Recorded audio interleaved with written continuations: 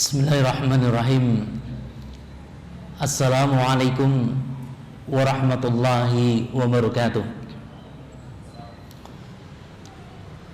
Innal hamdalillah nahmaduhu wa nasta'inuhu wa nastaghfiruh wa na'udzu billahi min shururi anfusina wa min sayyiati a'malina.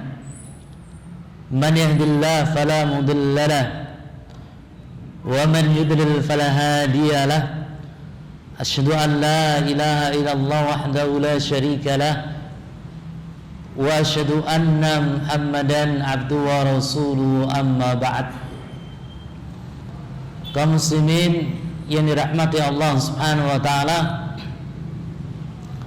segala puji bagi Allah Subhanahu wa taala Rabb semesta alam. Salawat beserta salam senantiasa tercurahkan kepada Nabi kita Muhammad sallallahu alaihi wasallam, keluarganya, para sahabatnya, dan juga pada orang-orang senantiasa mengikuti jalannya hingga akhir zaman. Kaum muslimin yang dirahmati Allah Subhanahu wa taala, insyaallah di kesempatan yang berbahagia kali ini kita akan kaji tentang keutamaan silaturahim dan ancaman bagi orang yang memutus tali silaturahim. Kata-kata silaturahim sering kita dengar dan sering kita dapatkan. Yang jadi pertanyaan adalah, apa yang dimaksud dengan silaturahim itu sendiri? Silaturahim ini berasal dari kata bahasa Arab,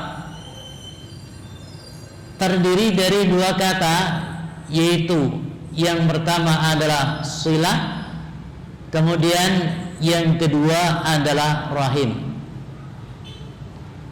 Arti daripada silah adalah menyambung. Kemudian sedangkan arti daripada rahim, asal katanya untuk rahim wanita, tempat janin bagi wanita. Namun para ulama menjelaskan kata-kata rahim ini digunakan untuk kekerabatan. Sebagaimana yang dinyatakan oleh Ibnu Hajar Al-Asqalani rahimahullah, beliau katakan bahwa yang dimaksud dengan rahim ini adalah kekerabatan, baik yang mahram ataupun bukan mahram, baik sebagai ahli waris maupun bukan ahli waris. Dengan demikian, silaturahim itu maksudnya adalah menyambung tali kekerabatan, baik kerabat yang mahram maupun kerabat yang bukan mahram. Dengan cara apa? Al-Mullah Al-Qari menyatakan silaturahim ini maksudnya adalah berbuat baik, berkasih sayang, berlemah lembut kepada kerabat. Ini maksud dari silaturahim. Dengan demikian, ada dua poin yang bisa kita ambil faidah dari makna silaturahim itu sendiri. Yang pertama adalah berbuat baik, berkasih sayang, berlemah lembut. Yang kedua, kepada siapa? Ketika kita berbuat baik, ketika kita berkasih sayang, ketika kita berlemah lembut, yaitu kepada kerabat, baik kerabat yang mahram maupun kerabat yang bukan mahram. Dari sini bisa dipahami insyaallah ya. Kerabat yang mahram itu siapa? Kan timbul pertanyaan, kerabat mahram itu siapa? Kerabat mahram Kalau kita lihat dari jalur nasab itu adalah ibu dan bapak. Dengan demikian ketika kita berbuat baik pada mereka, ini dinamakan dengan silaturahim. Tidak hanya terbatas pada kunjungan saja. Kan sementara ini ada sebagian orang memahami yang namanya silaturahim kunjungan gitu.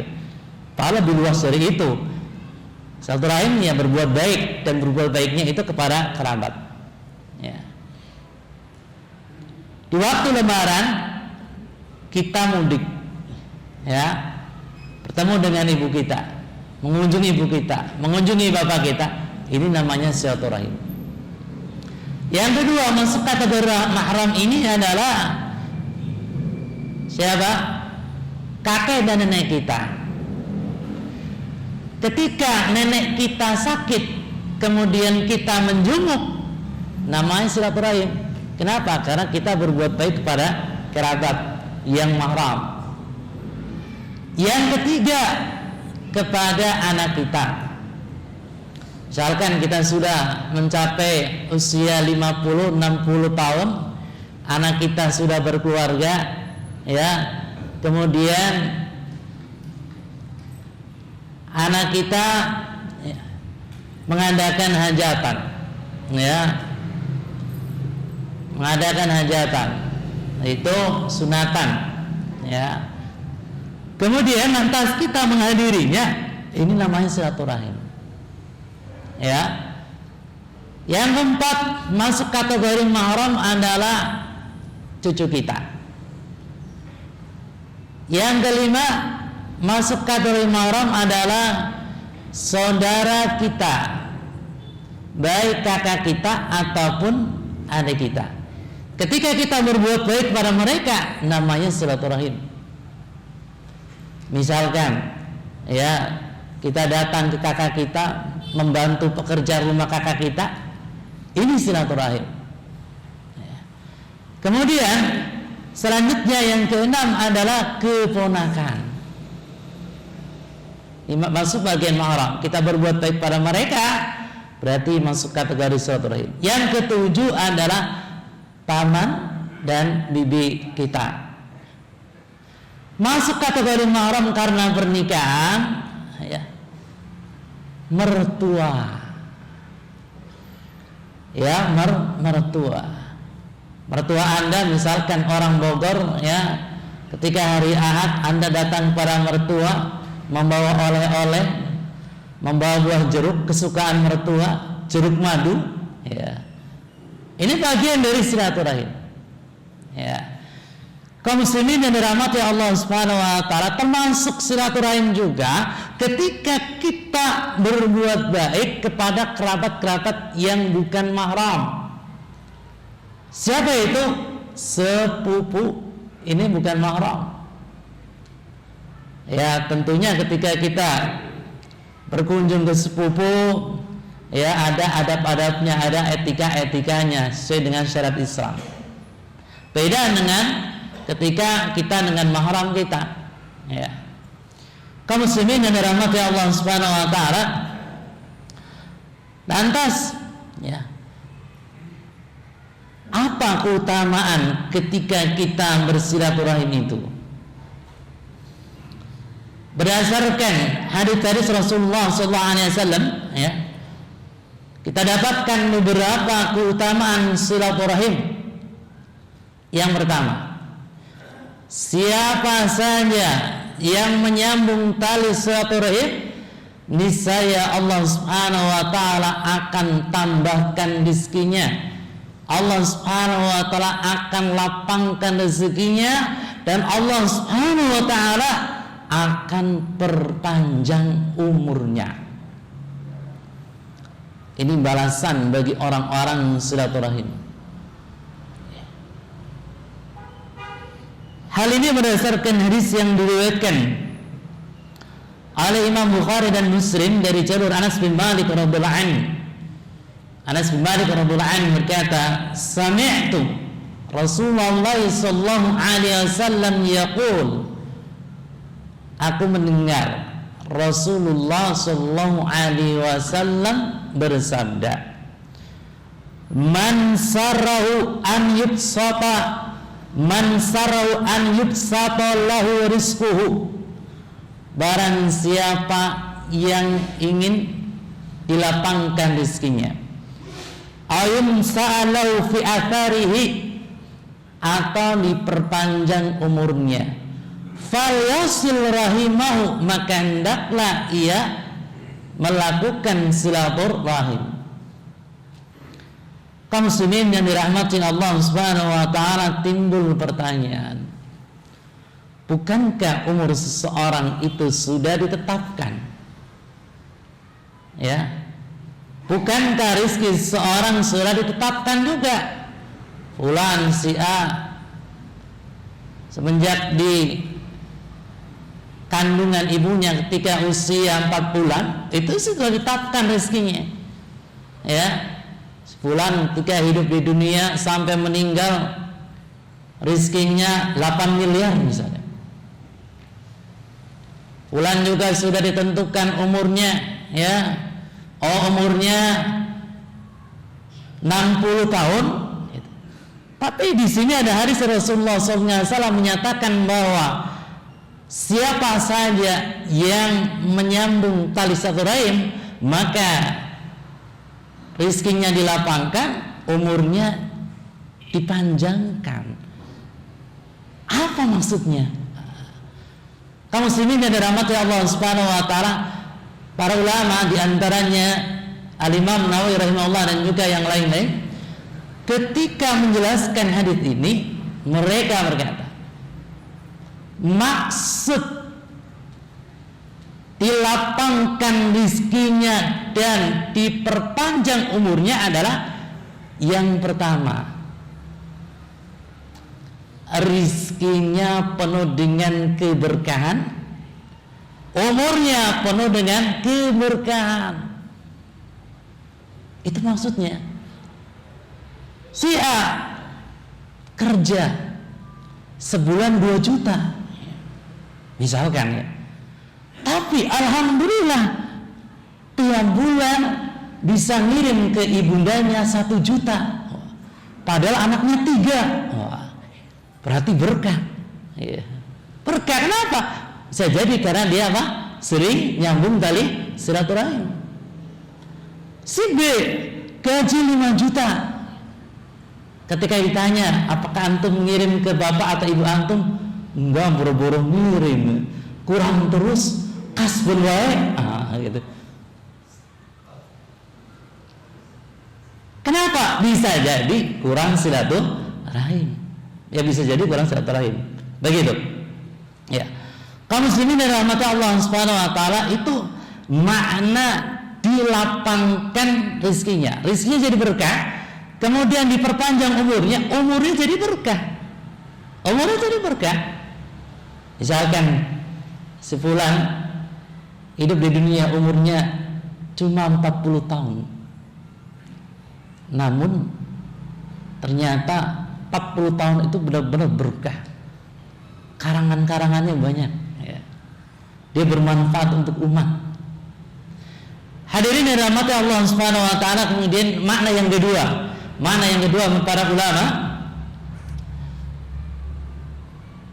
mereka mengatakan bahwa maksud sabda Rasulullah SAW, bagi siapa yang silaturahim itu akan dilapangkan rizkinya, ya, dan diperpanjang umurnya, memang pada hakikatnya, ya, umurnya itu diperpanjang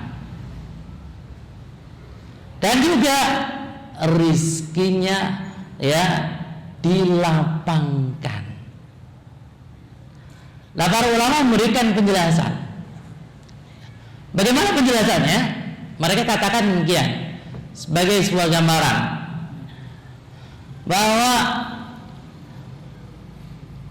Allah Subhanahu wa taala telah menetapkan umur dan rezeki masing-masing dari kita semuanya di Lauhul Mahfuz.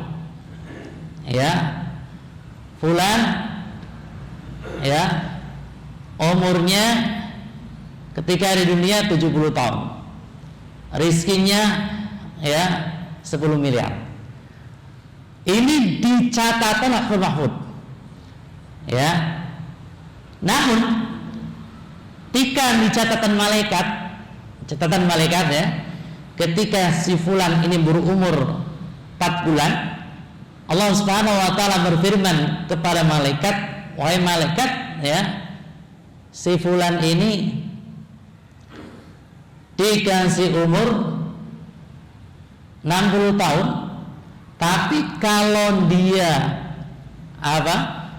rajin silaturahim 70 tahun." Begitu, ya. Dan malaikat nggak tahu, tapi di catatan Lauhul Mahfuz Allah Subhanahu wa taala tahu si fulan ini rajin silaturahim atau tidak. Gitu.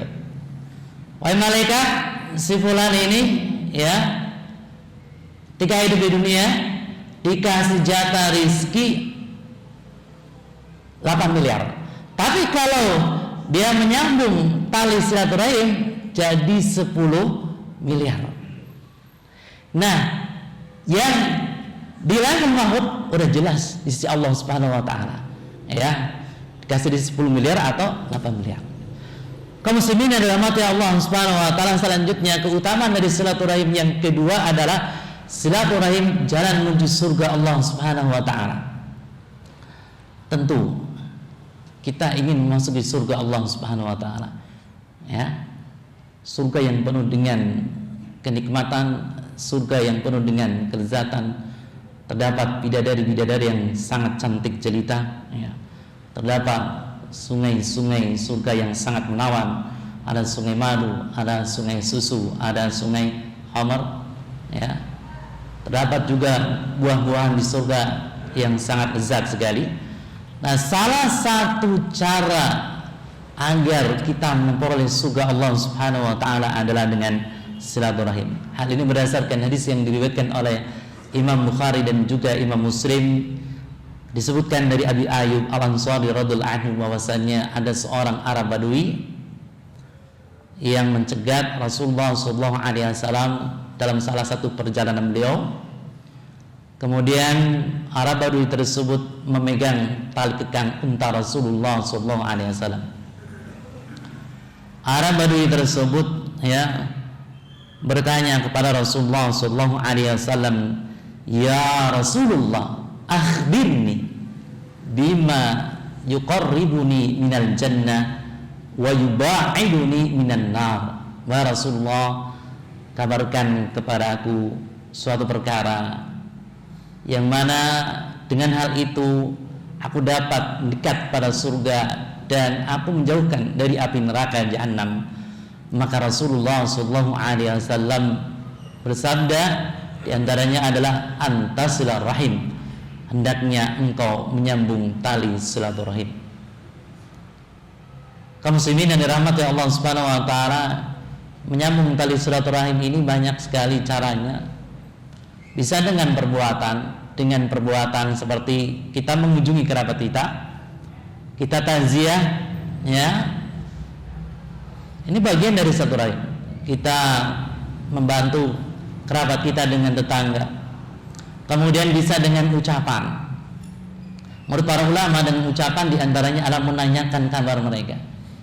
Masya Allah, menanyakan kabar mereka. Apalagi fasilitas sarana-sarana, ya, medsos ini banyak sekali. Kita tanya kabar kerabat kita dengan WA atau dengan telepon, ya. Assalamualaikum, kumaha damang mang, ya. Gimana kabar? Sehat? 1 menit, 2 menit, ya, nanyain kabar dong, selesai gitu.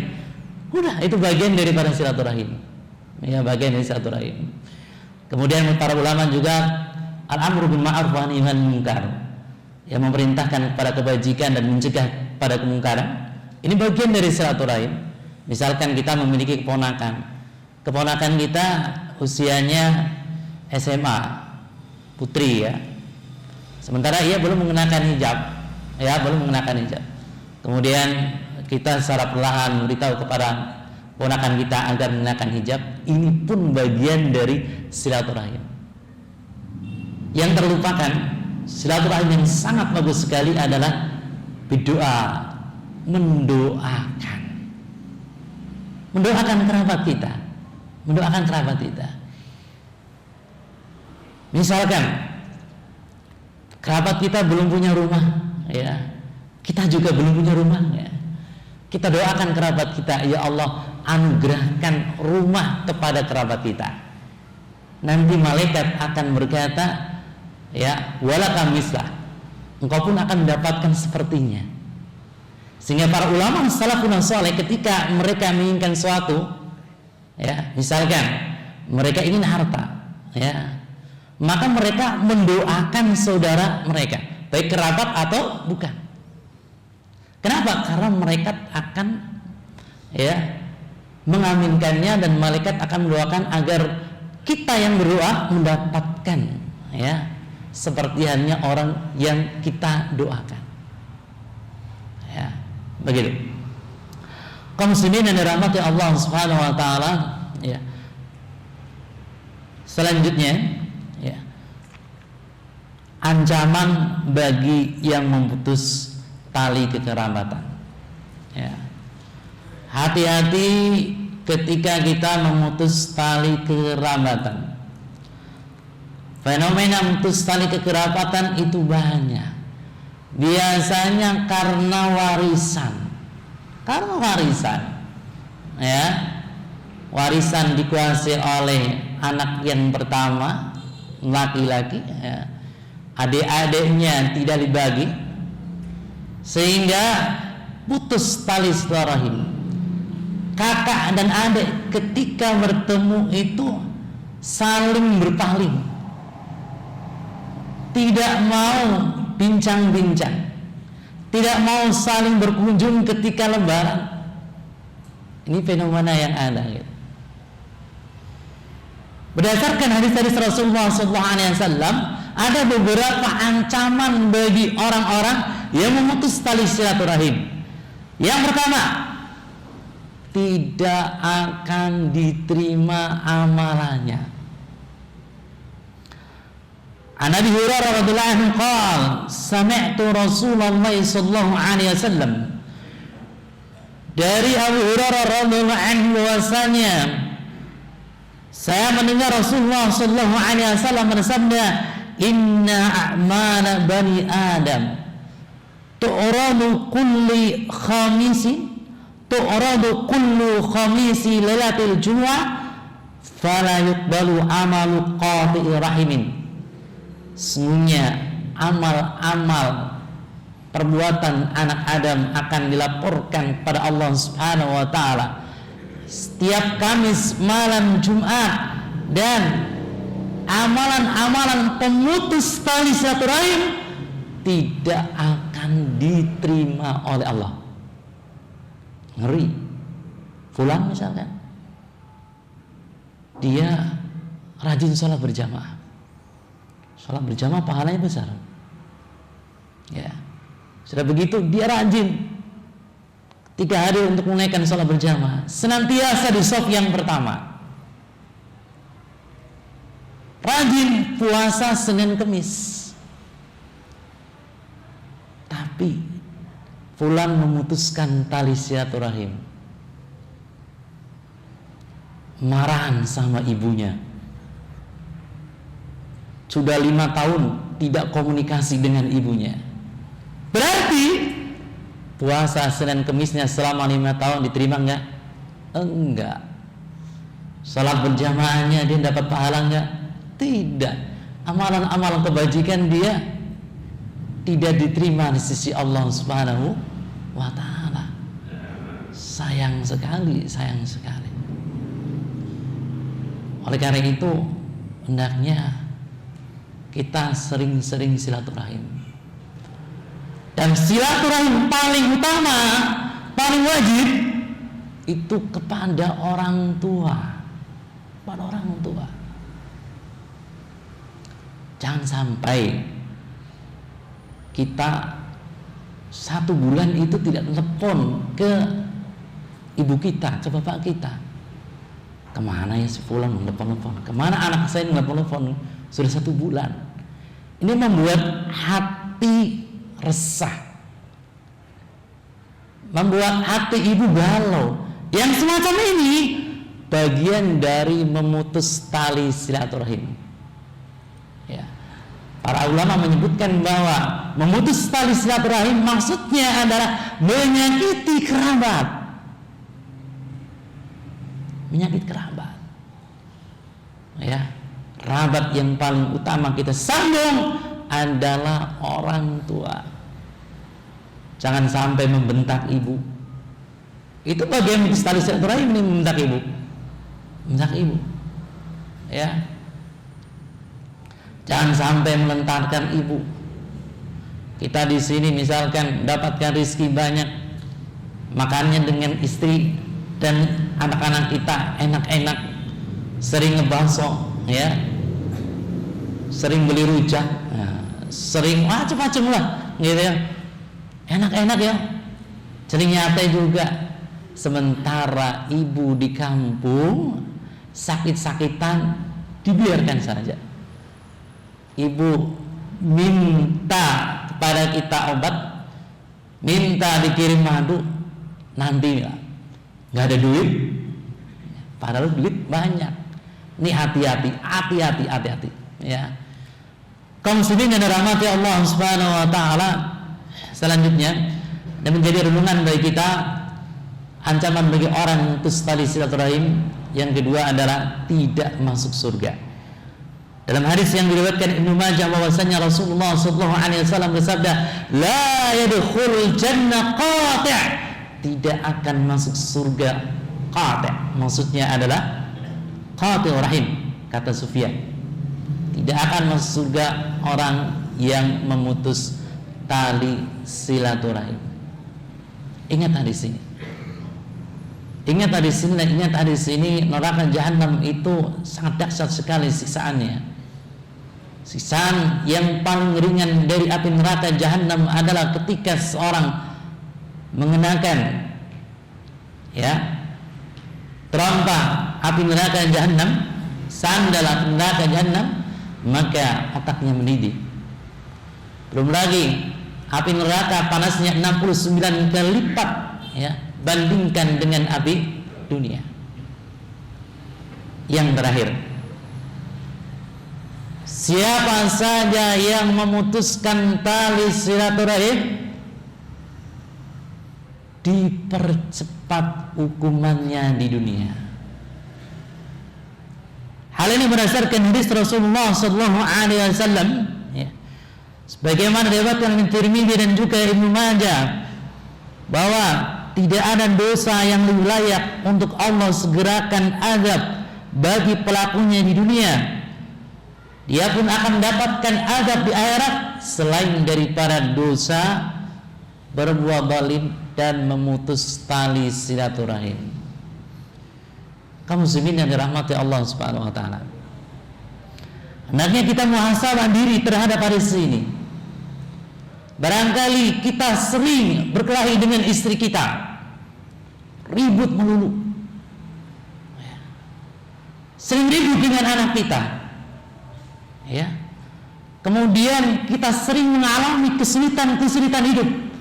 Bisa jadi karena kita memutus tali silaturahim, kita menyakiti kerabat kita, atau kita sering tertimpa musibah berturut-turut, nggak ada habis-habisnya gitu, nggak ada habis-habisnya gitu. Anak baru masuk rumah sakit, kemudian istri, kemudian kita, terus menerus itu. Bisa jadi akibat perbuatan dosa yang kita kerjakan, itu, ya, memutus tali silaturahim. Kaum muslimin yang dirahmati Allah Subhanahu wa taala, semoga Allah Subhanahu wa taala senantiasa memberikan hidayah kepada kita sehingga kita menjadi orang-orang yang gemar bersilaturahim. Assalamualaikum warahmatullahi wabarakatuh.